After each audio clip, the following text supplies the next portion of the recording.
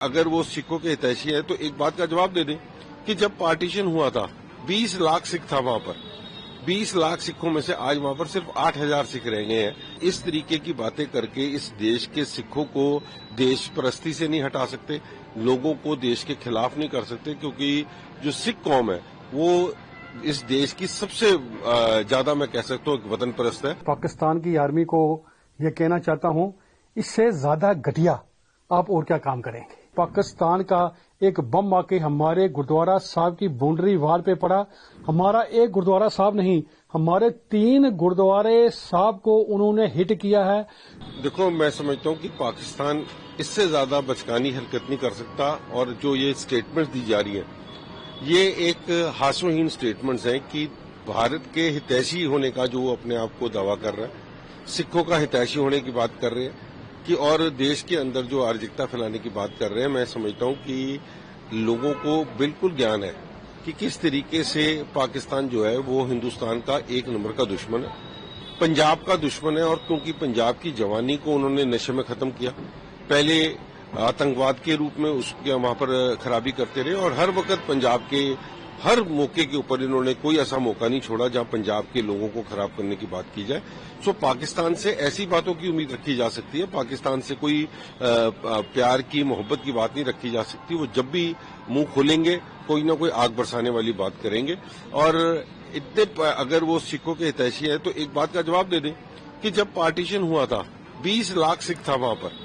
20 لاکھ سکھوں میں سے آج وہاں پر صرف 8,000 سکھ رہ گئے ہیں، باقی کے سکھ آگے کنورٹ کر کے ان کو اوپر تہذیبیں ڈال کے ان کو وہاں سے بھگا دیا گیا یا ان کو کنورٹ کر دیا گیا۔ سو یہ اس طریقے کی باتیں کر کے اس دیش کے سکھوں کو دیش پرستی سے نہیں ہٹا سکتے، لوگوں کو دیش کے خلاف نہیں کر سکتے، کیونکہ جو سکھ قوم ہے وہ اس دیش کی سب سے زیادہ میں کہہ سکتا ہوں ایک وطن پرست ہے، اور اس کے لیے ان کو کوئی گمراہ نہیں کر سکتا۔ بڑے افسوس کی بات ہے، یہ میں پاکستان کی آرمی کو یہ کہنا چاہتا ہوں، اس سے زیادہ گھٹیا آپ اور کیا کام کریں گے؟ میں خود گردوارا صاحب میں موجود تھا جس وقت ہمارا ایک جو ایکسیڈنٹ کیشیئر گردوارا صاحب کا ہے جو اس وقت شہید ہوا ہے، وہ سری اکھنڈ پاٹ صاحب کی ڈپٹی دے کے تو آ رہا تھا، تو اسی وقت کوئی 5 منٹ کے بعد 2 منٹ کے بعد وہ میرے سے باتیں کر رہا تھا۔ اتنے عرصے پاکستان کا ایک بم آ کے ہمارے گردوارا صاحب کی باؤنڈری وال پہ پڑا، اور وہ اس کے گھر کے ساتھ تھا، وہ وہاں پہ شہید ہو گیا۔ اور میں یہ کہوں گا، یہ بڑے دکھ کی بات ہے کہ یہ اتنا بڑا پراپوگنڈا کر کے پوری دنیا کو یہ دکھا رہا ہے۔ ہمارا ایک گردوارا صاحب نہیں، ہمارے 3 گردوارے صاحب کو انہوں نے ہٹ کیا ہے۔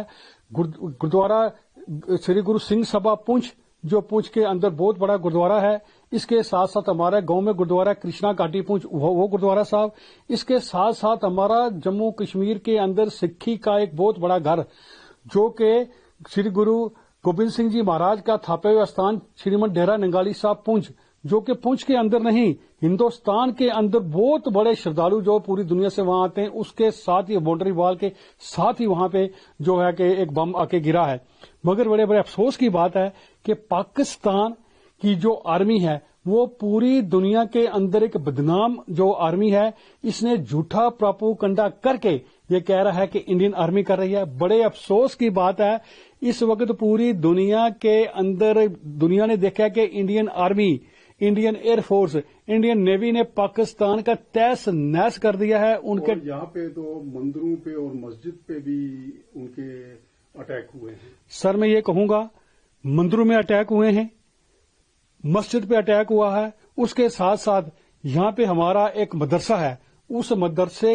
پہ بھی جو ہے بم گرا ہے، وہاں کے مولانا صاحب کو بھی شہید کیا گیا ہے۔ یہ بہت بڑی بات ہے، یہ ایک بہت بڑا جھوٹا پراپوگنڈا جو پاکستان کر رہا ہے، اس کے پراپوگنڈے پہ یقین نہیں کرنا۔ ہمارے جو